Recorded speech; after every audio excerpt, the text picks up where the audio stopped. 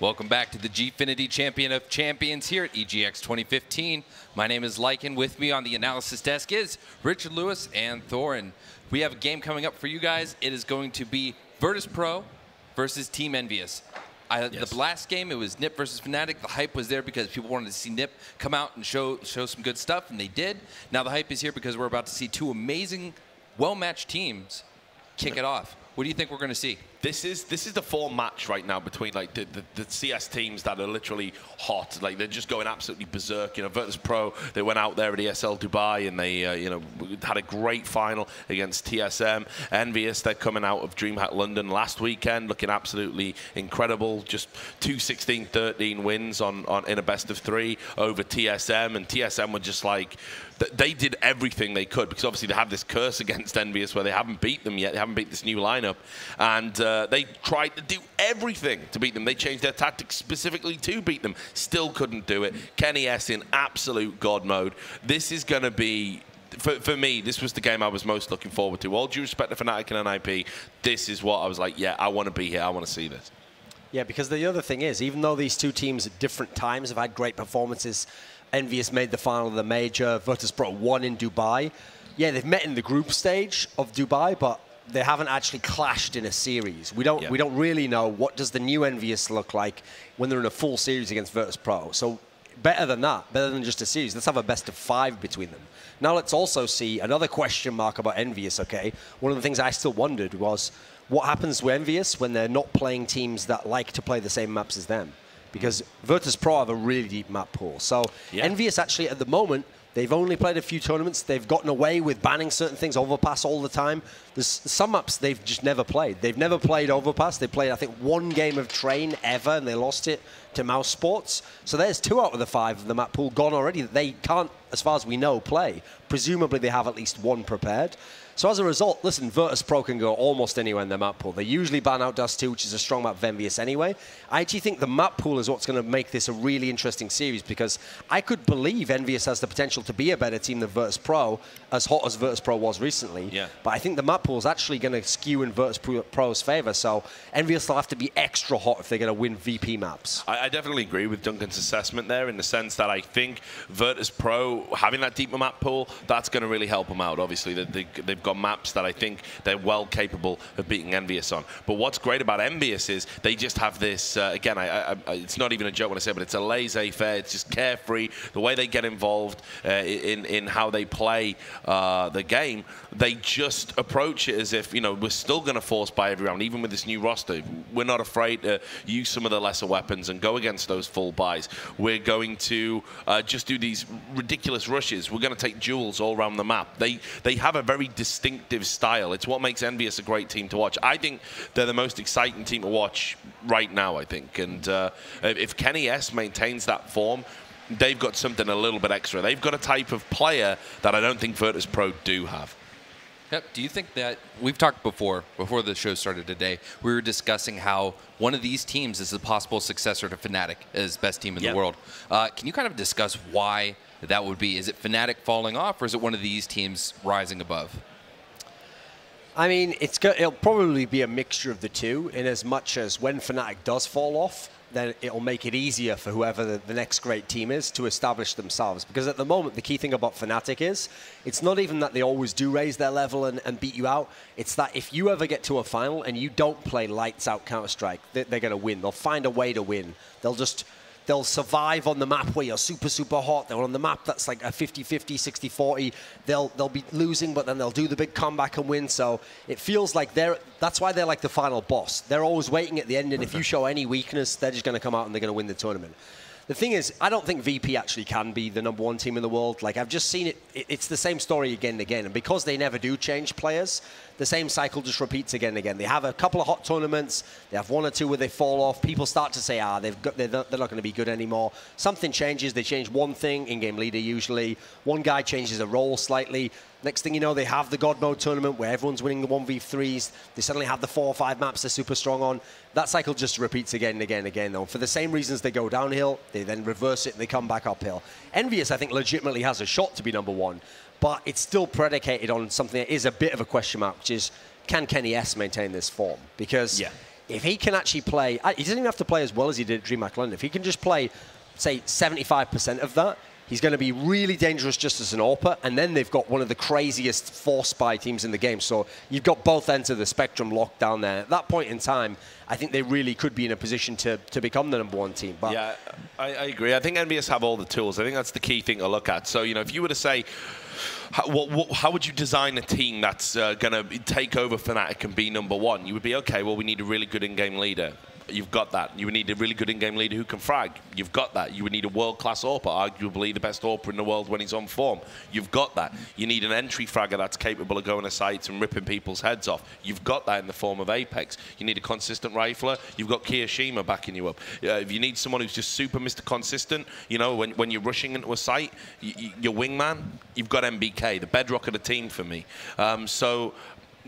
Just on paper, I think you couldn't really design a team designed to sort of take over the Fnatic era better than you could with Envyus. That's all due respect to Virtus.Pro, but the thing with Virtus.Pro is they blow hot, they blow cold. When they play games, they're a momentum team. When they have tournament runs, they're a momentum team. They can do things that are inexplicable. I mean, what happened after they got blown out 16-0 by Kingwin out in Valencia?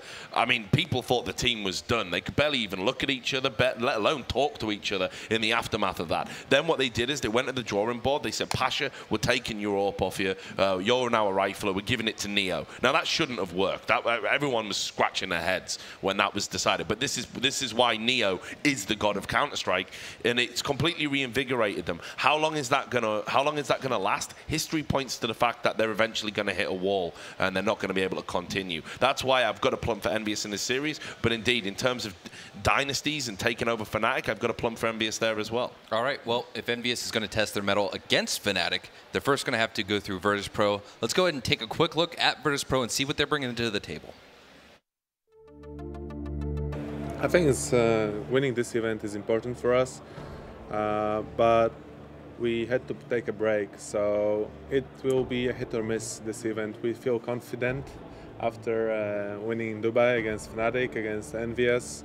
I think that the most important part with Dubai coming to this event is that we were able to 15-0 Envyus, as we did passing against LDLC in Katowice 2014. So it shows to all the teams that the 1 year passed since our win in Katowice, but the team is back on its track and is still like one of the strongest lineups. And I will always say that for me, this lineup is the most skilled and this lineup has the biggest upsides.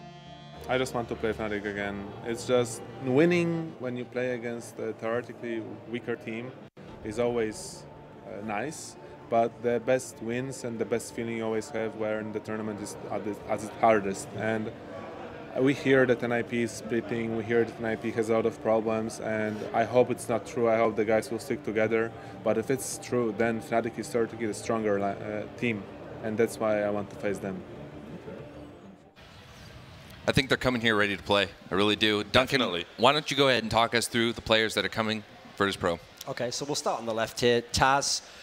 For most of the periods of time where they've won the titles that they've been able to acquire, they've won something like 6 or 7, I think, in CSGO. It's mainly been the eras when Taz was the in-game leader. That's when it's been at its best.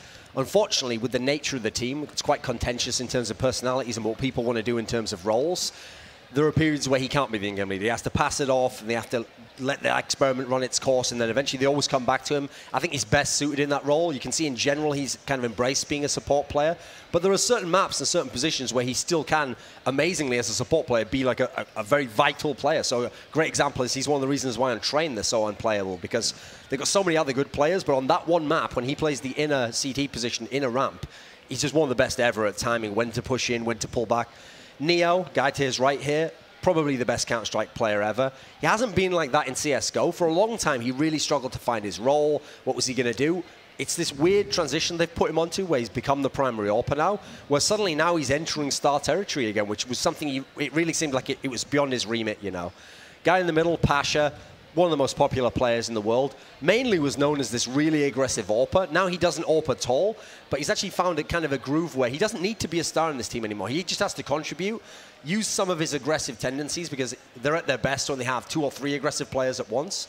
Then you go to the guy who I think is the real star of the team, which is Snacks. And it's when he was in incredible form in Dubai. That was one of the things that put them over the top. Yeah. That was why they just were on Imperius against Fnatic. That's why against TSM they just had a little bit extra because he could go toe-to-toe with Device, who was fragging out of his mind.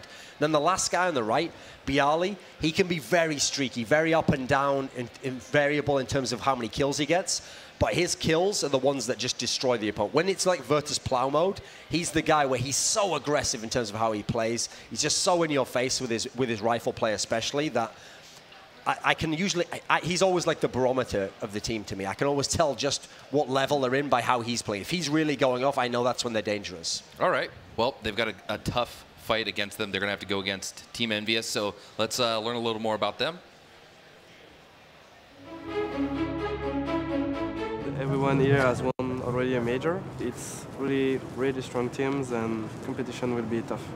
We didn't really practice for this event. We didn't have a lot of time. If we start well against VP, we definitely have a shot at showing good stuff here. We would have liked to play NIP because they seem a bit off. I don't know what's going on here, but they seem not really practicing and stuff. And obviously we didn't want to play Fnatic because they are like the #1 team right now. So VP is kind of in the middle, so it will be, I think, a very even match. I think it will go to 5 maps. DreamHack London was really exciting because I didn't expect the crowd to cheer for us and make a lot of noise, but they did and it felt really great. I think not in Birmingham, but we did a signing at DreamHack London and there were quite a lot of people, so definitely a big thank you to the UK community and felt great. I think we're going to see absolutely incredible games from this team. Go ahead and talk us through the team, Richard. Okay, well, just moving left to right, you can see obviously Happy, the in-game leader there, and an in-game leader who can frag. My esteemed colleague Duncan often makes fun of him, saying he's a bit of a beta. That's his whole style is constructed around getting those frags, but that's completely not true. Well, Duncan doesn't know what he's talking about there. We saw Happy get that ridiculous Deagle ace at DreamHack London. This is a guy who can aim, and this is a guy who can frag. So one of the great all-round in-game leaders for me, personally. Kenny S, a true superstar when he's on point. You go maybe 9 months back, he's the best player in the world, but he was in Titan, and Titan was a malfunctioning unit. Titan was really struggling to utilize his talents. I don't know how a player like him would stay motivated when you're dropping like 50 frags and still losing games, which was happening to him with alarming frequency. You got Kiyoshima in there. I think he can be quite a streaky player in the same way that Bialy is. When he's on point, Kiyoshima's as good as anybody in Envyus, which is a high accolade indeed, but a very competent rifler. NBK, as I said, the bedrock of the team. I just think he's supremely consistent. He does so much work that's maybe underappreciated. He can sort of lurk. He can just do a bit of everything. Really been around for a while as well. Like I remember when he first came in, like say he was just a little kid, the new kid on the block, and now here he is. He's the sort of established veteran.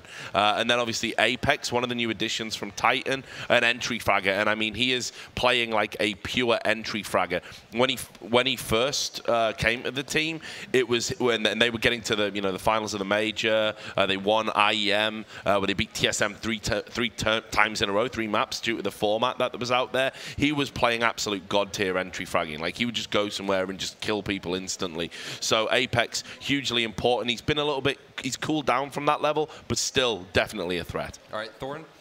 Maps are going to be extremely important in this matchup. Go ahead and talk us through the vetoes and the picks. Yeah. I mean, the vetoes are absolutely by the numbers for these two teams because Virtus.Pro, it's always Dust 2 they've been banning recently anyway. The only time they changed it up was every now and then against some teams they'd do a cash ban. But Dust 2 is an obvious one for them because if they take Dust 2 out, they're good on all the other 6 maps. Yeah. Now for Envyus, they were the ones who were in a really tricky position for this veto because, like I said, there's 2 maps they just don't play. They've only played 1 game of Train ever, which was their first tournament, and they have never, with this lineup, played a competitive game of Overpass. So Overpass is their default ban. I think VP is the best team in the world on Overpass, so obvious choice to take that out there. But the problem there is, I just said it had to be Overpass or Train, and since VP is amazing on both, maybe the best team on both, the second you take out Overpass, that's going to be their pick. Immediately, VP is going to pick Train, and they're going to be heavily favored there. Now, for the Envyus guys, okay, their 2 strongest maps are Cobble and Inferno. So Cobble's also a strong map for VP. You don't want to pick that right now and give them potentially a 2-0 start. So you pick Inferno, the obvious choice there. It is further down the list. It's actually statistically the worst map for VP overall. So that's a very obvious choice there. That's going to be edged over to you. And then I can't see them on screen anymore, but I know that Virtus.Pro picked Mirage, I believe. So that's a map where historically one of their strongest. It's currently only their third in terms of actual stats. They won 7 out of their last 10 there.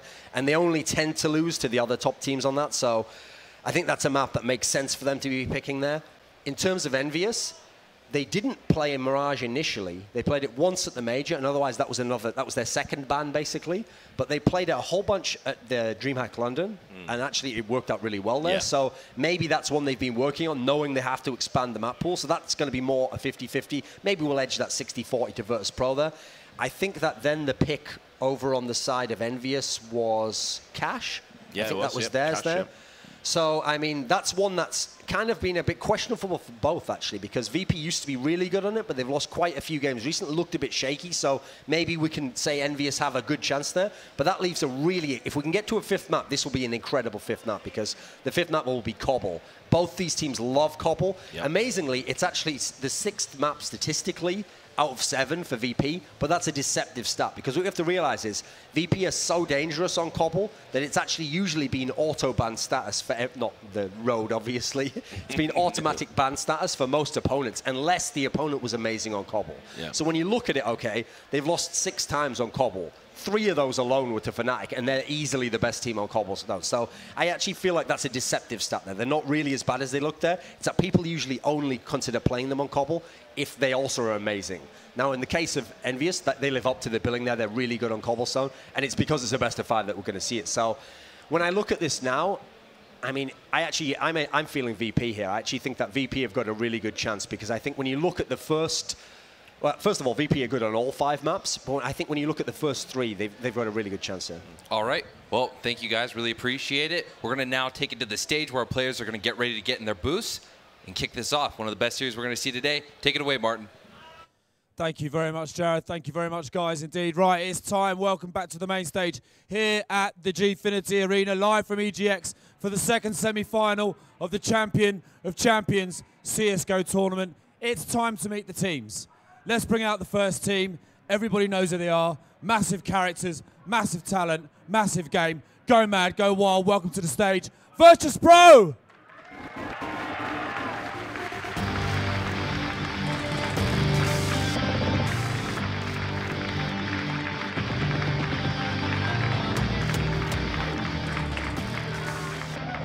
Good stuff, excellent stuff. A nice warm welcome for the guys then. Yeah, Taz, you love Taz. Taz loves you. In you go to the booth then, guys. Get yourselves nice and ready. Of course, Virtus.Pro, the winners of G3 at the Copperbox Arena last August. Great guys. We love these guys. Okay, time to meet the second team. Also hoping to meet Fnatic in the grand final tomorrow. There's so much money on the line, so much pride. That's why this tournament's going off. Absolutely superb. First semi-final. Let's see if we can make this one match the first one earlier today. Please welcome to the stage your second team in this second semi-final. It's Envyus.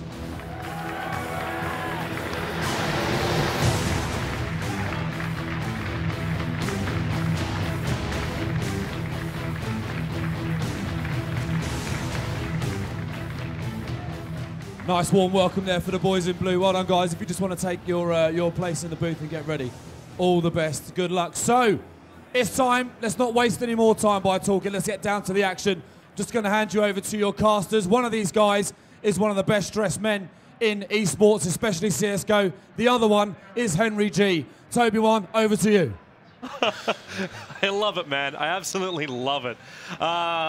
I am, of course, the underdressed one. This is Henry Chi. Hello, I'm Toby One. Hey. It's great to be casting with you, man. Yes, it's been a long time coming, I think. It's finally happened. Here we go. And what a tantalizing series we've got to kick things off in our first debut together. Yeah, what a great series. Like, I've always been a big fan at heart of Virtus.Pro. They just play a wonderful, aggressive style. And they're one of those teams which have just been around since the dawn of CS. Sure. And for me, that gets more respect than anything else. Yeah, you're absolutely right here. It's just so great as well. Both these teams are in fantastic form right now as well. So we've got Envyus coming off the back of a huge win at DreamHack London. We talk about them being slow starters going into tournaments, but this time you don't really have that kind of breathing room to get into. So going in against one of the world's best teams here, like at DreamHack London, they had the British team to go up against and actually decimated them. So they had a great start. Yep. Will they be able to convert that form into this? D-Train against Virtus.Pro. What a horrible first game that is. Virtus.Pro and Train is it's their best map. I think they're probably one of the best teams on this map in the world. It's so scary to watch, especially their CT setup. So this is one I definitely favour towards VP to kick things off, but we know it's a best of 5. I think it's going to go the full distance. Man, if it does, then I'll be a very, very happy caster. But really, like, focusing it now on Train, you mentioned it, Thorin was touching on it as well, VP on their CT side. I'm wondering if they even want to have T or CT, or if it even matters to them, because they seem to be as aggressive on both sides, and they get to play their rhythm on this map, no matter what side they're on. I think Envyus definitely won the CT start. I refer to VP CT side as like the fortress. It's almost it's so hard to get even any rounds whatsoever. You need to win a pistol to even have standard chance against them. So I think if Envyus can get the CT start, get some momentum built up, and just get themselves comfortable in this sort of arena. Obviously, it takes a few rounds to kind of get yourself warmed up. But that's saying that as well. VP's T side as well. It's just as scary, to be honest. They have a great hybrid of set pieces and executed strategies mixed in with fast-paced spawn-based. Fast executes onto the main bomb side as well. Pash's AK-47, really scary on the terrorist side as well. And Neo's Orping is one of the most consistent maps for him. I think he's absolutely great at working around, very mobile on the CT side as well. So expect to see a great show between Neo and Kenny S. This is going to be a very huge factor. Can Kenny S turn up on this first map? If they are going to have a chance of winning this one, he needs to go absolutely huge. Yeah, and getting that early momentum as well up against VP. Like, if this meant to be VP's comfort zone, Envyus have to come out here and dictate the terms of how this map will be taken. So up to Envyus how this train will work. Of course, we do have 5 full maps, as you can see it up on the screen right now. Train, starting with that, heading into Inferno, Mirage, Cache, and then my personal favorite, Cobblestone. Yeah, you've been waiting for that, haven't you? I really have. I really have. Well, this is it. So, like I said, I do definitely favour VP in this first one, but Inferno, that's VP's weakest map going into this. So Envyus having out, even if they don't win this one, they have a great chance to bounce back. And these teams are in such good form, as I mentioned before, right now. They're both off the back of fresh wins at tournaments, so looking very strong right now. And this is such a good game to kick things off for us today. I'm so excited to get us. And it looks like we may be getting into the knife round just now. Wonderful. So good timing. Wonderful. And of course, we were saying, like, Envyus want to be on the CT side at least. It's probably the easier side to start with. It's not so much it's the easier side. It's in this matchup in particular, I would say it's definitely favourable for them to go on the CT side, just because we know how strong VP can get and how scary. Like Taz playing inside and Bash towards side alley, for example, they're so hard. Taz is the best inside player on this game in the entire planet. Like his timing and his predictions are so pinpoint and accurate. It's somehow it's like witchcraft watching how he predicts and how he utilises his smoke grenades and getting in there, pincering the terrorist side as well. It's great to watch sometimes, but knife run, I'd say, is very important to kick things off. I think Envy will sigh a breath of relief they can actually get the CT side. It looks like they're not going to be able it's to. not going to happen. Because unless VP wish to actually just send a message, because that was interesting to listen to Taz as well when he was talking previously. It's like he wants to play up against Fnatic. Like he wants to play up against the strongest team always. They want to prove themselves. They're so hungry, man. Like you saw them at the major. They were so disappointed in themselves in the semi-final. They want to be that world's best team, and I think they really are getting to the cusp of it now. But here we go then. We have got a long game ahead of us, guys. Should we just get this one over with? Kenny S says no. He's shown he'll work for this as hard as he possibly can and force VP to fight it. Because if he does manage to take a 1v3 knife round, well, he has got an hour to play with, so why not? Why is there not an extra limit on that? Why has it always been an hour? God. He finds one, he finds two, but he won't find the third. Exciting so where do they send him? It's in the hands of Virtus.Pro. They'll stay. And they are definitely going to stay. So VP, we'll get to watch this this movement. I really want to see how they start their rounds as well.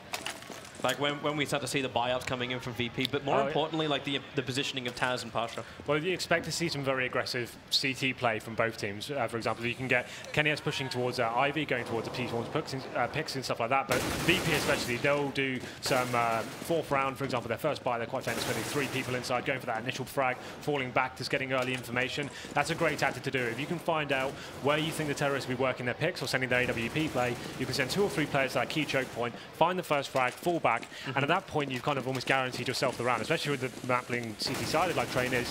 Finding the first bit of information, at least, or getting that first frag can be so essential, and VP are great at doing that. So look out for all of that stuff coming on. We think we're just getting into this one. Obviously, both teams just working out how they're going to approach this. Pistol rounds are always so vital on this. D-Train pistol is interesting. There's two school of thoughts here. You can either go for the very simple play, rushing inside with one smoke grenade and have one person holding the flag, or you can do the outside smokes and try and go for a post-plant situation where the bomb goes down, and it's quite easy for the Ts to hold that bomb off. But it's something the CTs have to work a little bit harder for here. They need to gather intel early on. They need to be pushing up and choosing one point just to kind of eradicate some of the possibilities for the Ts. But here we go then. Yep. Looks like we've got 4 sets of armor for the Ts, and 1 utility player is going to be MBK. Yep, and that point you're talking about, they're trying to hold the train site instead. So at this point, Envyus, they're slowing things down. They are looking around Pop Dog, but already Snacks looking for the early bit of initiation. He's able to find us. There's that exact situation you're talking about. Get the initial kill, get the information, fall back. And he's actually spotted some key points there. 5 on 4. You can see the utility is still available. He's got MBK, and he's towards Ivy. So he's going to be the player by himself, trying to get some attention towards that outside bomb site. Use his smoke grenade there. You can see the rest of the Ts actually getting ready towards the inside bomb site. This is a real rough start for Envyus. When Parsh is also able to bring down that floater MBK. Now Taz revealing 2 players coming in through the train yard, up through. And in fact, now with the drop down, moving as quick as they can to get that plant. Just the money if they can get it, but they can't get it. Keo will be brought down, and Virtus.Pro have an almost flawless round. Absolutely, really interesting stuff. And that's why I prefer the faster strats on this map. You almost guarantee yourself the bomb every single time you rush inside, for example, or even go out main fast. That's so key here. The fact they didn't get a bomb down now means they're definitely going to be double eco. They have the option to do a force buy with Tech 9s, but right now that's probably their only option. If you get the bomb down on the pistol or even the second round, you have that option to get the early AKs, and that can be so vital against the early buys of the CTs. They only have the Pharmacists, for example. But now we've got a quick pause coming in. I assume that's going to be something technical, seeing as it would be quite strange to take a tactical time out at this stage of the game, but I think it's probably a TeamSpeak issue or something like that. Okay, well, hopefully they can sort it out. I have actually noticed, too, like, VP, they're starting to spend up a little bit of their money right now. Like, how much do you really want to be spending at this point? Because I'm already seeing an M4 in the hands of Snacks right now. But he already had the armor from previous round. Train is an interesting map. There's lots of close. It depends how you want to play. You can stay very far back with the rifles and utilize that long range, potentially have that. When you know the Ts aren't going to be buying AKs, you know they're going to be Tech 9s, armor. You want to have that close range, running and gunning advantage, holding close to a lower round, for example, go up close to Pop Dog, and then you're able to go toe-to-toe with those sort of guns. So that's what they've gone for here. They've gone for a heavier SMG buy here, a couple of P90s, an MP7 and an MP9. You can see Envyus now. They have got P250s going to be going towards the inside bomb site. 1 smoke down, a couple of flashbangs, and try and get the bomb down, force the issue here. So this is a round they're looking to win as well. They force board into it, flashbang, smokes, and a Molotov purchase as well. I love that smoke from Taz, just bouncing up the ramp where he likes to be aggressive. Neo playing closer to MP9, he's already going to find one, looking for the second, but Envyus get the entry frags. Neo and Taz dropping down already. Viali's going to try and slow this down with a Molotov, but it's not going to do enough. They have to play from range with these SMGs, but Envyus making the most out of the Deagles. Now to already get down 3 players from Virtus.Pro. And they're perfectly spaced out on the side. 3 down low on all three rails, then 1 up high. Viali, all is in his hands, and now it's taken away from him. Envyus able to hit back after VP had their buy round. That's really interesting as well. If you notice, the Ts didn't actually get head on by 3 of the players didn't have them. And that really benefits the CTs. They actually can utilize those SMGs perfectly. But somehow Envyus get into the bomb site, find the headshots with the Desert Eagles and the Tech 9s, get the bomb down, and they didn't even have to wait for the bomb to explode. Normally you'd expect that to be a really tight post-blind situation going right down to the wire.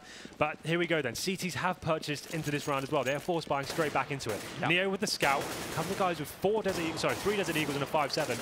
But they are going straight back into it. Neo opens it up with a kill onto Kenny S. What a huge scalp to take to open things up. Man, this is going to be so big if they can keep that man advantage, which they're able to do so as the trade goes on happy. Keo jumping back down again. Trying to protect these weapons. And 3 AKs, but Bialy pushing up so far up. But the monkey business going to work. It's now a 2-on-4. Still VP have managed to regain all the weapons. They've only got 1 of those AKs in their hands. As MPK slipping in through the back of the train yard, making a lot of distractions until Taz finally puts him down.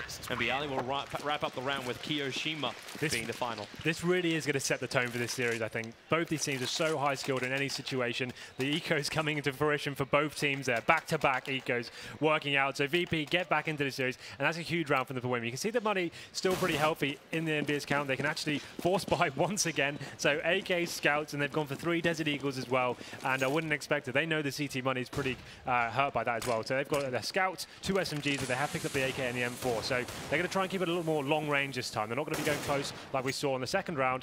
They're going to be waiting. And now the scout on MBK, one of the most formidable players of that weapon, heading towards Ivy. We'll see if he can find that pick. For now, Pasha, with the smoke cover fire, there's not a lot of vision now. Kicking in for the rest of Envyus, who's still trying to push in through Ivy, but they committed pretty heavily. 3 players plus bomb pushing towards Ivy. While Envyus keeping everyone else a little bit more spaced out. So now with Apex trying to enter the top of the train yard, this at least keeping Virtus.Pro's attention down here. He still do have 2 smoke grenades, so right now they're just trying to work a pick. You can see 3 players working up Ivy. Pasha is going to spot them and take quite a lot of damage as well there. He back up in time though, he can, but Bialy only able to claim out one of the pushing Envyus as Pasha just starts spraying through the smoke, and now with no bullets left in the clip, KNS is able to get himself in the better position. Happy from Pop Dog. Okay, it's just full trade-offs left, right, center, but it's a 2-on-1. Keo, last man left alive, and Taz will take care of him with the P90. And this means that VP, they will be able to take now their 3rd round here on CT. Yeah, finally stringing 2 rounds together here. We've seen so many eco rounds working out for both teams, and now finally VP gets some momentum together. So we can see they did get the bomb down, but Envyus, you'd assume it's going to be, they can do almost a quasi-buy here, so it means they can get some P250s, a little bit of utility with the objective just to get the bomb down again. This is a problem now. They keep force buying into these rounds. They're going to have the Kenny S issue of no AWP. So you can see them actually, Apex going straight in with the Desert Eagle, body, head armor, and full set of utility as well. So some of the team investing into the round, some not. That's kind of strange, really. You'd kind of want to keep the economy the same across the board there, but this should be another round. VP should be able to get on the board here, but they've got 5 rifles, no AWP for Neo just yet. We're going to round number 5, and it looks like they'll be favoring the inside bomb site once again. They have got smoke grenades, molotovs, and flashbangs, so you'd assume more of the same we saw in the second round when they got in and bounced back that way. But they're also going up against VP, who also have the same. Like, there's a lot of flashes. There's 2 molotovs in there for Taz and Bialy. So if Envyus do come in, they're going to take a lot of damage, or at least have a lot of blinding done to them on the way in. Well, you can they're going to be quick. Taz is ready there with the incendiary in hand. He's just trying to gain into him. Neo's going to be with him as well. Now he's spotted the player towards Upper, giving that information to his teammates, and this should be the full execution. Yeah, Taz just does the perfect play on down low. They can't push down through the ramp because the Molotov's cutting off the entrance, but Taz taking out 3, going to look for a 4 right now. Bialy is going to give him the help, and he will still find the 4 for Taz. And gives the 4 for VP as well. 4-1 here in now map 1. So see what I mean about the players investing into that round. Had they fully ecoed that one, they could have actually gone into this round with the full buy. Apex fully invested in the Desert Eagle head armor. Now he had next to nothing. So the rest of the team now, another eco. And this time they're actually being a little bit more sensible. We can see just Desert Eagle's purchase, no armor, except for Keo actually, who does get the head armor as well. But it looks like a much more conservative round for the T's. Heading towards inside again, it seems, but the bomb going towards main. Let's see where this one pans out for them. And Taz just having a little bit of a peek. Now he'll actually scout out Keo, who did aggressively push that way. And he'll back himself up. Interesting to actually see, too, the fact that Taz, knowing that Envyus are on these force buys, he's not pushing up aggressively like he normally likes to do on that B site. He waits for Envyus to come to him. Well, they know every kill right now is so important. They're trying to build up the CT economy. It can be crushed instantly. So now the T's waiting for that smoke to go. You'd assume a flashbang coming down, and now here they go. Taz hears it, drops on Molotov, and inside they come. Yep, Taz able to grab one. Again, he's going to look for the big ones, and the bomb, well, it does go down. 35 seconds left, but Snacks comes in from behind. And this will be Virtus.Pro. They need to find the one last player, which is Happy, sitting up in the rafters. And I think Pasha, yeah, he caught a glimpse of him, but Snacks comes from behind. So a 3 for Snacks. And just great play from Virtus.Pro. I like that block molly as well. Yeah, well, we didn't really fancy Envyus' chances going into that round. We saw the buy was very weak. The fact they got the bomb down and the kill, that's pretty much all they could have hoped for, really. So that was successful for them, 5-1, and now we can see the Kenny S AWP coming out. Be interesting to see whether VP actually decides that. They dropped a player there, so Taz could decide to buy the AWP himself and swap it over to Neo. That's obviously their standard tactic. He's got 9K, so now a lot of a pause coming in. Well, you wanted to see that battle, man, between Kenny S as well as Neo. This is the round for it. Like we said, we did say going into this one, Kenny S is going to play a pivotal role in this scenario. And there we go. So Neo does get dropped the AWP by Taz. And that's what we expected. He can play that connector area very well. He's so good at reading this game. He's actually got a very decent spawn towards the inside bomb site. So I wouldn't be surprised if he actually went towards the upper ramp, went for that early information, allowed Taz to fall back. Once you get an AWP set up in that sort of anchor position, it allows you to play 1 person inside and 4 rifles outside going to work out there. It can be a really strong setup. And once to drop into this sort of scenario, it could be perfect for them. So expected a little change of pace, just a different setup, just to experiment. They're probably predicting the Kenny S orb coming out right now. So this is why they're going to try and change things up a little bit, perhaps. Well, we'll see if Envyus will be prepared for it. I do love the kill count as well for Taz. Such a successful time already. 10 kills, 0 assists, but 2 deaths to his name. That's a good KDA for anyone.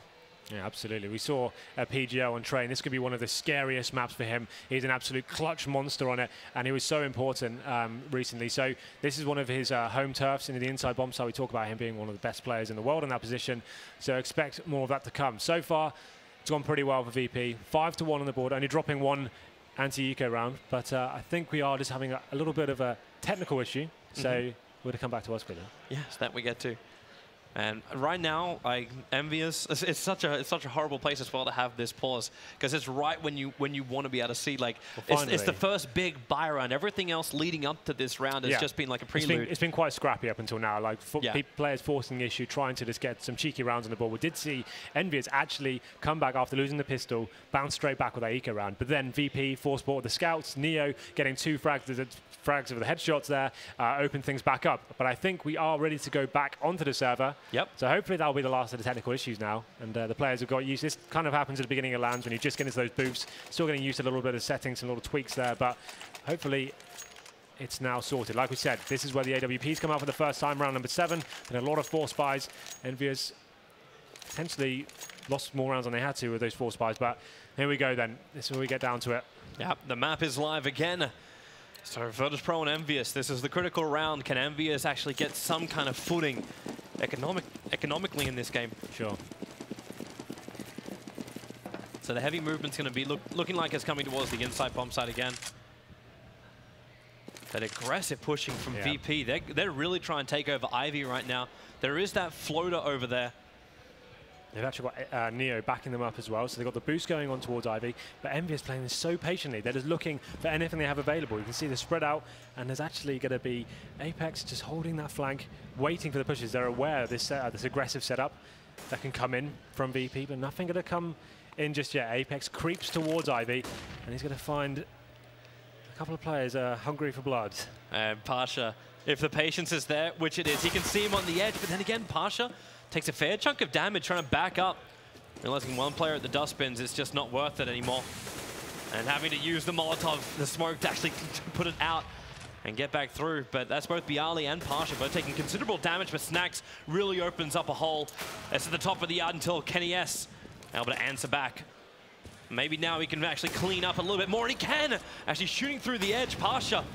He takes a fall, and Bialy is stranded.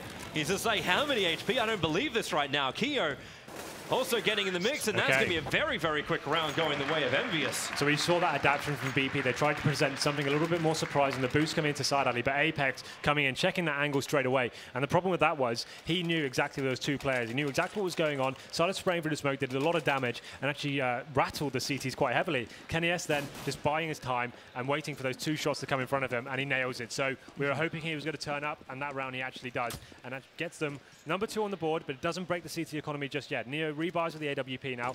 Kenny S is going to be slowing it down once again. Exactly the same setup we saw last round. Just holding for the picks and seeing if there's any CT aggression coming in. We saw Snacks push his position last time. Worked out for him, but they lost the round. So going to be trying that again. Potentially could get flashed in by his teammate. There it goes. Actually not going to find anything just yet, though. No.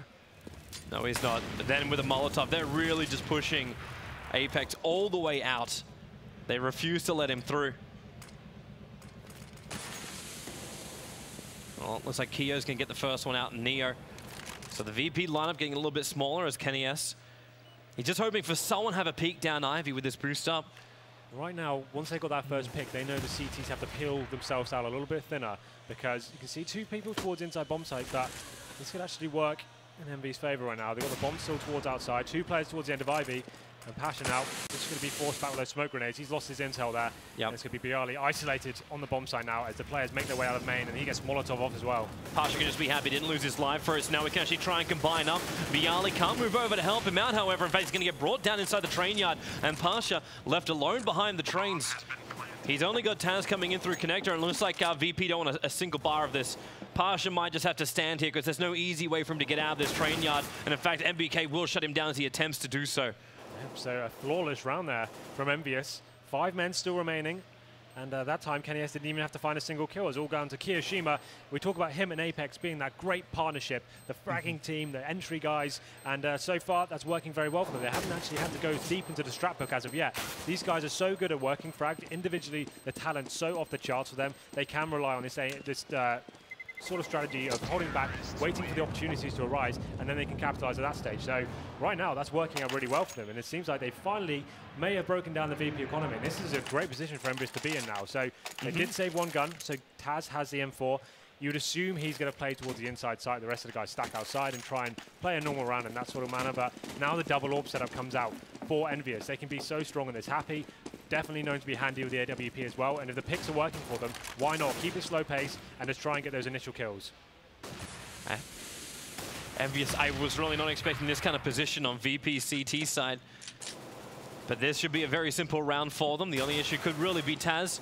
Maybe Snacks as well, as he's in a decent position, but okay, Taz. Nope, there goes Snacks. And they're just working through everything. This is Taz with this little smoke play he does over on the B side, but it doesn't work this time. Kiyo's too smart to it. And Envyus able to get 4 rounds now here on their T side. Yeah, so as predicted, we saw Taz going towards that lower ramp. He's so good at doing that smoke play, but it really didn't amount to much because Envyus, once again, working the picks, not having to do too many strategies as of yet. And you see the CT money still not in a great position, not a single kit purchase for them. They can't allow the bomb to go down now. They have got a decent amount of utility apart from that, but it seems like a faster pace round coming in. Actually, Apex decides to bail out of that one and literally just reworking the same setup once again. They're not having to change anything whatsoever. I expected the kind of a change of pace to go out there and start forcing the issue onto the CTs, taking advantage of his money situation, but they just have to sit back and see what comes to them.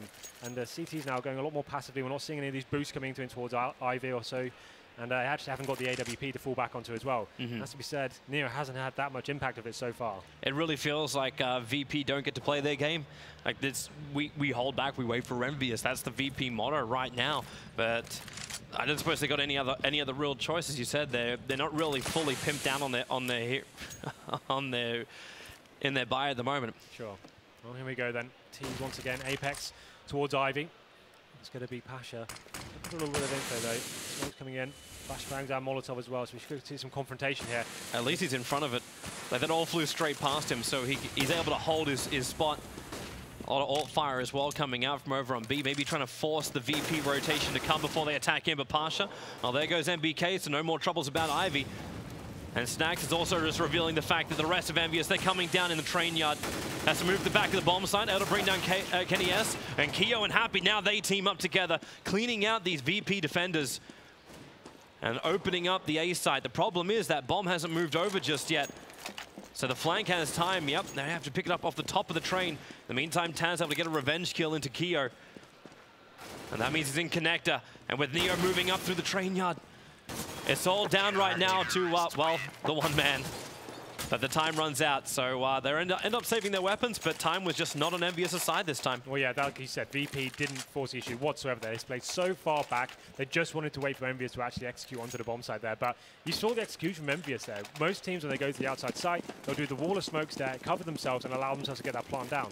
They came down with just one smoke towards connector, and they got some frags there, but it just wasn't enough cover down to get the bomb placed, and time is ticking away. And now they do come back with money, though, but the CT economy is still pretty ropey. You can see Nero there actually forced to go on a scout this time, unable to salvage any of those weapons. So this is still a massive round there, and Taz opened things up onto a headshot on Kiyoshima. He tried to get some intel on the inside bomb side by himself, and he gets punished for it, but Apex answers straight back. And the perfect time for Taz to also make this play over on Happy. Happy goes for the shot, and this will fail on them as well. So even though they didn't have that AWP, the great play coming out there from Taz, able to free up the inside plant. But Envyus, they're still looking to make this play over onto the A side. That'll bring down Neo at the start. It's going to be a good way to start this, forcing out the 2-on-2. And KennyS looking for that small little glimpse, and no! Aims lower on Snacks, but Snacks aims up higher, finds the head of KennyS. And MBK, the last man left alive at the back of trains. He's being chased down by Snacks. He has got plenty of time on the board. A smoke grenade as well, just trying to find any sort of kill he can, but the CT's playing very disciplined right now. They're not giving anything away. They know they have the bomb in their favor, and right now they don't need to move. They have a nice crossfire. They have full control of that outside area. 2 kills each. It's all down to MBK to find this initial frag here. He shouldn't be allowed to have 2 one-on-one situations. Unfortunately, he's not going to be able to capitalize on seeing that gun. Snacks with the reflex shot there, picks up 3 frags for himself that round, and you may see, actually, they can see Apex has 10k in the bank. They are high rolling right now. So 7-4, VP salvage a couple of rounds, but that double AWP setup coming in once again. The problem with the double AWP setup is you don't have the option to do these proper outside executions. You can't really go in the little fragging unit. You can just have to work the picks and see what you can do with them. And I'd imagine we're going to see more of the same here. But now we have 2 players heading towards side alley with the bomb as well. I'd actually want to have a look towards the B ramp in a moment too. Like you talk about, like the fact you have to play such a slow style game with these double AWPs. Like a slow style game up against a VP quick move. Like, unless you get that initial hit, which is what KennyS is looking for now, this kind of stuff happens where Taz creates a lot of problems for them. Sure. And now once again, Envyus trying to work the picks here. Happy's going to have the AWP towards the inside ramp as well. Oh, perfect line dash. You see that jumping up CT player. There's Neo, in fact. But they're coming down, or actually going in. So an aggressive push coming out there from Taz. He's going to come in behind. In fact, yeah, he already managed to find one, finds out Happy. MBK ever so stealthily gets caught sandwiched between 2 VP players. And Kiyo's not quite sure where to go now. He's all by himself. He's losing all of his teammates. There's just no one left. So he'll have one last little run down towards the train yard, down through Pop Dog. And in fact, he'll be cleaned up pretty easily too. VP only losing 1 weapon there. And they have managed to get that AWP into Neo. So now they finally have broken the Envyus economy. So you can see the players there. Apex still had that huge bankroll from last round. He bears up the AK. I'd have preferred him to save that cash so they have the AWP once again, but maybe it's time to change things up a little bit. Just because this picking mentality inside VP have actually caught on to what's going on. They're playing a lot more passively and then kind of facing angles together with set flashbangs and taking down the AWP players. So Force Buy does come in. AK scouts on MBK. I'm going to go for that first pick there. Does actually hit Patcher, but not going to do pretty much any damage, but the second phase does more. But he gets taken down, though, with the AWP. Yeah, considering Pasha has been sitting there with rifles most of that time, having that AWP made that battle a lot more difficult. It's interesting. Normally we talk about Neo now being the main AWPer. Yeah. Change of pace here, so Pasha's going to be picking that one up. As I said before, Neo hasn't had that much impact, but maybe he's just not feeling it this map. Maybe. And now 4 players going to be heading towards the inside bomb side. They have got full sets of utility here. 4 smokes, flashbangs, but it has... I would say this is quite telegraphed right now. They're not showing any presence anywhere else in the map. And that's why you have got 2 CT players now rotating towards the inside area. And they're perfectly positioned for it too, but Neo can't find the kills that come down, but he's softened them up for Taz, taking out 2. There's your 3rd for the man. He was the top fragger in the early rounds, and he's going to get a lot more right now unless the Tech 9 of Happy's able to get on top, which it can. But Snacks is there to mop up the pieces, and VP now 9 rounds to 4 on this CT side, but still Envyus doing better than most T-sides of late here on Train. It's another really weird buy from Envyus. That's not a one they didn't have to take there. Like, considering they knew VP were going to be on a full buy, they hadn't broken any kills whatsoever the last round. It's pretty much flawless. And they come in with the Scouts and Tech 9s, and now they're back. They could have had a full buy this round.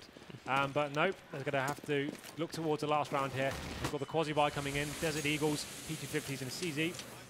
And looks like they'll be favouring towards the inside bomb site once again. It did work out for them in the second round, but they haven't had too much success since then. But no grenades this time, just 1 flashbang to play with. I'm not really sure what the dream's going to be here. It's just so easy for VP to rotate. Having that 1 player down and connected like Snacks is going to be there very quick. Well, this is it. They've got Neo now on the AWP. He gets all the intel towards the upper ramp. Taz waiting to incendiary, and this is it. Drop perfectly, and now the spray down comes in. Yep, they run out to the side, but Taz, he's locked them in onto the side. That's the reason why they can't back up, but MBK doing work with the Deagle, and Snacks trying to come in, and this is what we talked about, the quick rotation to clear it up, but Happy... they didn't see him running down the side of the train line, and now it's up to MBK with the Seagull, just looking for some kind of joy, but can't find anything, and VP able to go into double digits now, 10-4 on their rounds. Absolutely, so now they've actually got the double AWP set up themselves. So we saw Envyus doing that on the T side, and it did have reasonable success. I think they got 1 gun round of that, but now they're going to do it themselves. So you have Neo and Pasha on the AWPs. You'd assume Pasha will be going towards that side alley area, but this is the full buy from Envyus now. So going back to something a little bit more methodical, you can see smokes going out early on. They're not going to be doing the slow pick play, it seems. Smokes will be going out. They're going to be doing an actual set piece towards the outside bomb side. Well, it is the last round, the half, but Taz waiting for that set piece. He actually can only find 1 of them, but again, it's just really the softening. They beat him up for the rest of VP to come in and finish the job. It's up to KennyS as well as Happy. 1 last round, 2 AWPs for VP, so they can just play this range game up against Envyus until, okay, well, there goes KennyS, so it's all up to Happy with this AK, and he's trapped in trains. Pretty lackluster round from Envyus, but Happy trying to salvage it now. Makes it a 2-on-1 situation. AWP on Neo in play still, and there it is. Headshot comes in and finishes the round off for VP. A little bit of a ropey start for them. They actually got one of the pistol, then got ecoed back. They have found some momentum there, and then 3 rounds came in for Envyus. But as soon as VP stabilized their economy, they managed to come back into it, and it seems like that's a very convincing half from them. Envyus definitely have got the uphill struggle here. They need to win this pistol to get themselves back into this series. 11-4. Not a terrible score, 4 rounds as T is workable, but you need a pistol going into this one. So let's see what they can do here. We saw that very slow approach coming in from the first half on Envyus, but I prefer to see something much faster. That's what I prefer to see on train rounds. Get the bomb down and guarantee yourself a post-plant situation. While Envyus are playing the safe play over on A, the fast play is coming in from VP as they're preparing to go to the inside plan of B. There is, however, that one man. It is MBK, who's doing the same job as Taz. Gets a little bit of extra vision there. Only saw, okay, now we got a lot more information. That's 3 players. Throws out the incendiary just to slow down this push from VP. And now the choice is there. Do they go in or do they fall back to the A? Well, no, they're going to go in with this. I would assume so. They just drop all their smokes as well. Trying to make that play. MBK caught in behind the trees. Got help from Apex. He's able to find out too. And VP, this push has not worked right now. They're still going to go for the plan. Faking it off. Is Pasha running away? Actually, Pasha running in with the pistol to find the kill and protecting Bialy, his teammate, to get that plant down. So at least VP can find some money out of this round, even if they won't find the full win. It's all up to Neo at the top, but he's so injured. Okay, he's got himself a Molotov with a bounce down to make it difficult to get that defuse. But not impossible. Looking for the second, able to find it, but finally he'll be shut down by Kiyo. So it'll be a simple defuse for Envyus. But VP, they still got that plant down. Yeah, absolutely. So that's normally the objective on the T round. Just getting that bomb down is the first part of the operation. We saw Envyus didn't even do that on their pistol. So this time, MBK there, really good work from him. He held on to his incendiary for as long as he could, getting that information, spotting that lower ramp, and then delayed the team coming in there for at least a good 5 or 6 seconds, allowed his CTs to rotate over, and from then they were able to clear out. The bomb did go down, but they won the round. Like we said, that's exactly what they needed to get themselves back into this. But this is a different approach now. When you get the bomb down in the pistol, you know the AKs are coming out, not this round, but the next one. Yep. So they're preparing themselves for that with 3 rifles in hand. You can see Kenny S is just getting a CZ. He wants to make sure he has a nice, healthy buy going into the next one. So full eco pretty much coming in from the T's. Just going to be trying to get the bomb down once again as they make their way down Pop Dog. Yeah, but Envyus, because of this rifle advantage, they can display everything from range. They do, however, lose Apex, and Snack's going to make him lose another one, or maybe he can't. The burst spy just cannot do the job. Brought Kenny S down a little bit, but that armor protects him. Key thing for the CTs there, don't drop any men. Everything was so valuable there. Like I said, they know the AKs are coming this round. They managed to only drop 1, so that's pretty good from them. You can see now they've got the 4 rifles, and Kenny S will be picking up that P90. His bank's still quite healthy, though. If they win this round, he's definitely getting an AWP next. So here we go, then. This could be one of the most important rounds of the game. A chance for VP to rock the economy of the CTs as they get the 5 AK-47s. They have got 3 smoke grenades as well. And they've very aggressively moved here. Envyus getting Kenny S up on top of the box with that P90, so he's willing to shut down Ivy so they can focus on the main A site. Has to throw down the secondary smoke as well. He's able to find one, then has to back it up. They're spraying through the smoke. Taz already managed to bring down Apex, and Kenny S, he doesn't, well, actually, no, he does get himself out of there, but drops by half of his life, and VP, they're coming down to the A site now. Happy sitting inside the smoke, pops the flash, tries to find one coming out of Pop Dog, able to find him, but doesn't able to kill him. It's such a difficult round to win. When you're in that scenario, you need to force the issue to CT. You need to be going for that first frag. We saw Kenny S boosted up towards Ivy. The idea is to find one chance frag towards that area. As you know, like the Arsenal going up against both teams, the terrorists have the advantage, even though they actually lost the pistol. In that scenario, they have more money and they're better firepower. So the CTs try to find that first frag, and unfortunately for them, unable to hit the shots. But look at this round. They actually have 2 AWPs coming in, and there we go. Happy opens it up. Snack's not actually expecting that one. No, he really wasn't. And that means now, Envyus, well, they can't regather the gun, and in fact, they're going to lose Kenny S. Taz completely blinded as Apex cleans up that A entry. So the rest of the work for VP just became a hell of a lot harder as they have to regain their line again. Neolise has managed to secure Pop Dog and is able to say, you know, at the top of the train yard, it is clear. Such a big call to make as well. 2 players on pistols, 2 AWPs coming out. Had that not worked out for them, that could have been that game over for. But this is Envyus. They always find some sort of room here in these situations. They get the first frag, but it's a 4-on-3. Make it a 4-on-2. Yeah, and Apex getting 2 frags there. And just so quick, VP would just try and look for a little bit of information. Now Bialy's going for that, just the small chance shot. Gets tagged on the way out. wants to try and protect this AK, but for 40 seconds surviving, Kio's already very aggressively pushing up through vines, and in fact, that's the kill that gets that's the player that gets the kill on Bialy. Yep, well, there we go then. The orbs coming into fruition there for the CT side, and actually completely rattles the economy of the T side here. You can see two players going to be pretty devastated. They can afford to get AK-47s and Tech-9s they want to. I just said this sort of scenario, you probably didn't want to. You wanted to make sure you had the full healthy buy going into it. You got the advantage here, and now they know they're going over to double orb setup. The best play here for me would be going towards the inside bomb site and smoking off some key areas and trying to get the bomb down and out. But here we go then. Looks like they'll be smoking towards the outside bomb site. But they haven't thrown him out just yet. So Envyus holding tight. So this is the play I'd like to have seen. So they are going to go towards the inside side. This is the best way to isolate the AWPers. You can smoke them out, and once the bomb goes down, it's a case of pushing down, getting aggressive, and not allowing the AWPers to even get out of connector or CT spawn. Well, here they come. Happy's going to flag it and instantly gets the kill over on Neo. Doesn't matter if he's blind, he can blind shoot that. And with VP losing their entry fragger, actually Happy moving up a very, very long way here. Wants to pop the flash, he's actually bumping straight into him. They don't know they're right in front of each other. They're touching noses, and they're going to go down. But at least it becomes now a 2-on-2 situation after the chaos stops. Snax looks for the opening, but Kio is there. Parsh will get the plant down, doesn't realize they're in very, very close. Kenny S will drop, and now one-on-one. Kio and Pasha. Pasha, the walking wounded, and Kio will put him out of his misery. Envyus able to claim just another round, but VP really made him work for that. Yeah, you're absolutely right there. Big round there. Could have gone either way. We saw Pasha, the last player alive. Had he had a little bit more HP, could have brought that one off. But a decent round for them going towards the inside side. That's what I'm talking about. Once you get the bomb down there, it's just carnage that goes on in that bomb site. And especially when you've got double orbs to try and retake that sort of area, it can be very difficult indeed. So getting the bomb down once again, this is where VP start to struggle a little bit.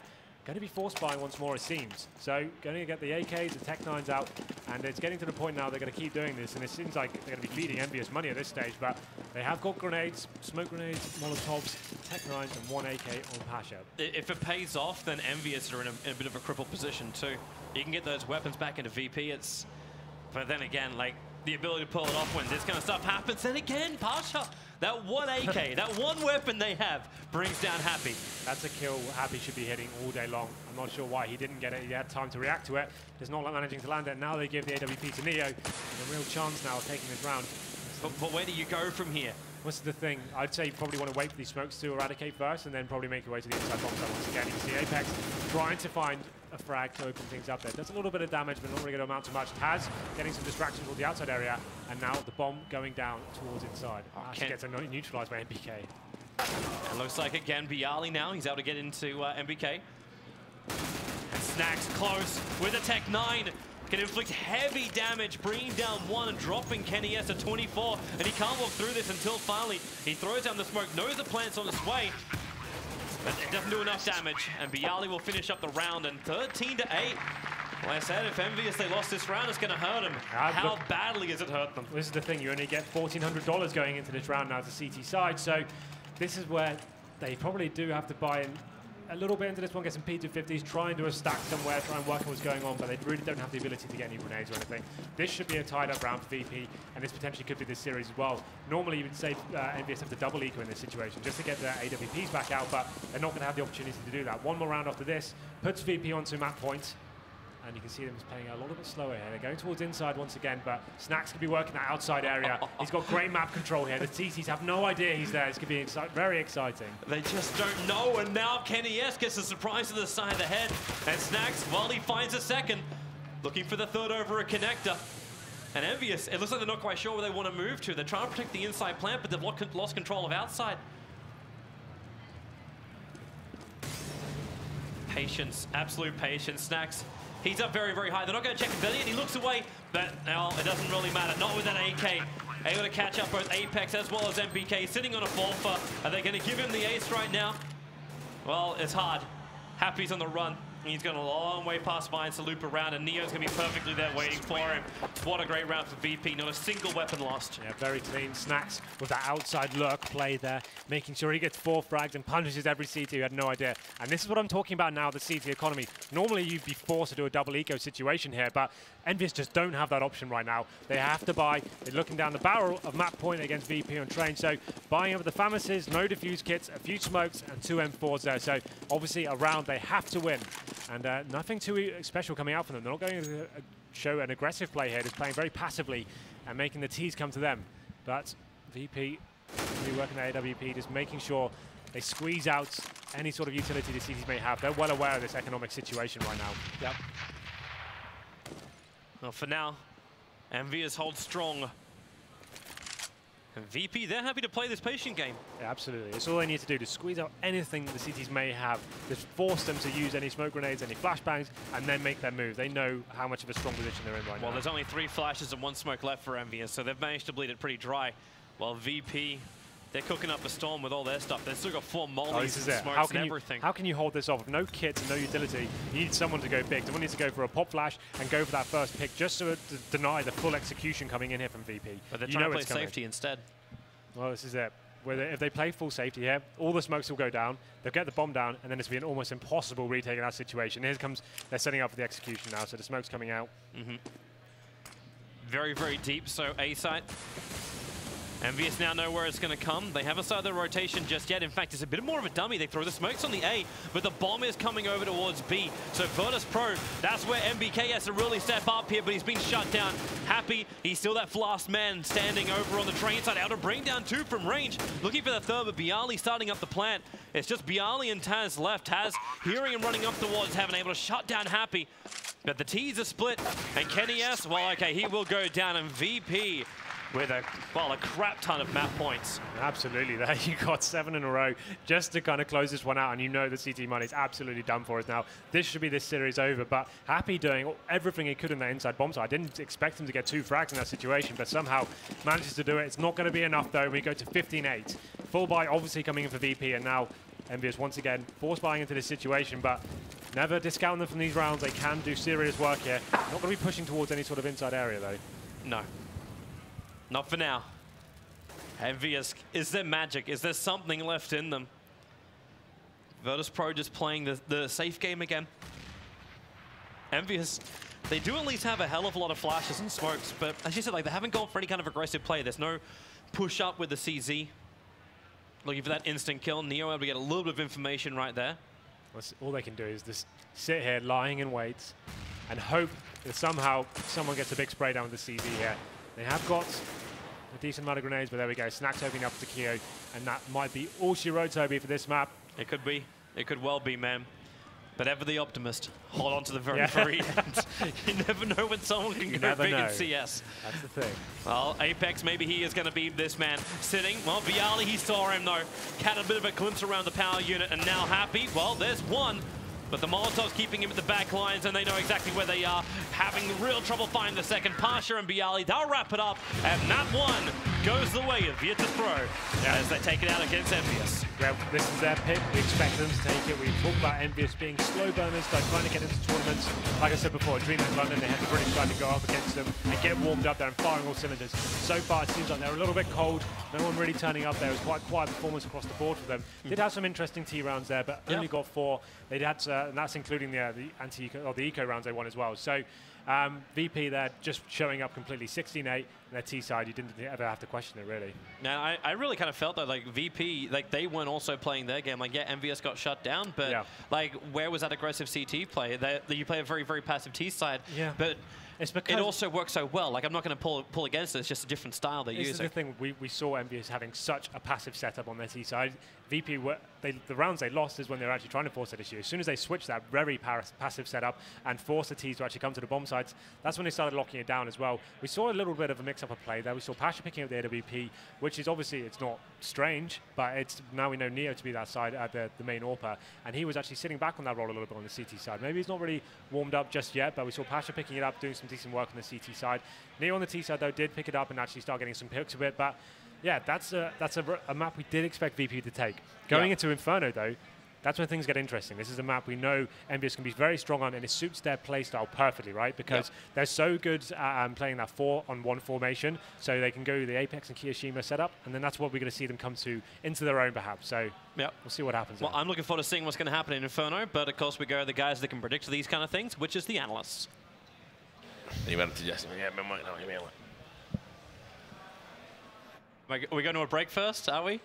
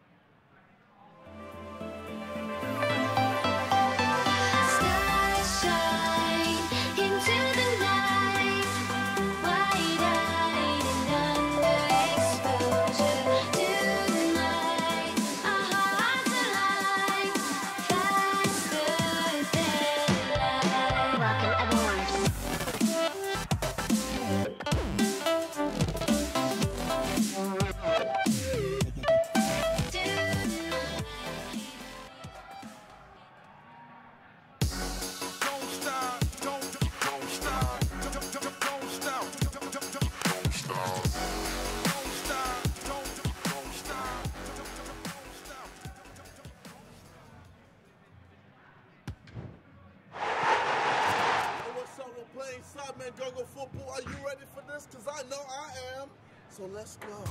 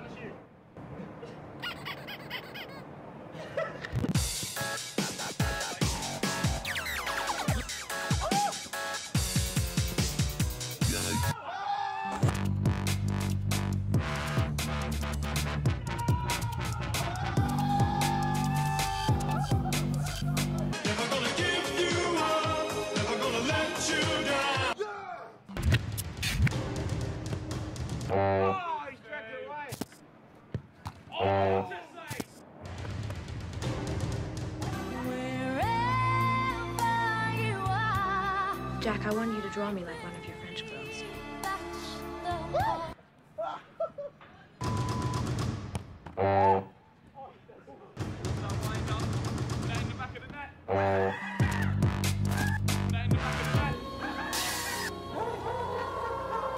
He's flying.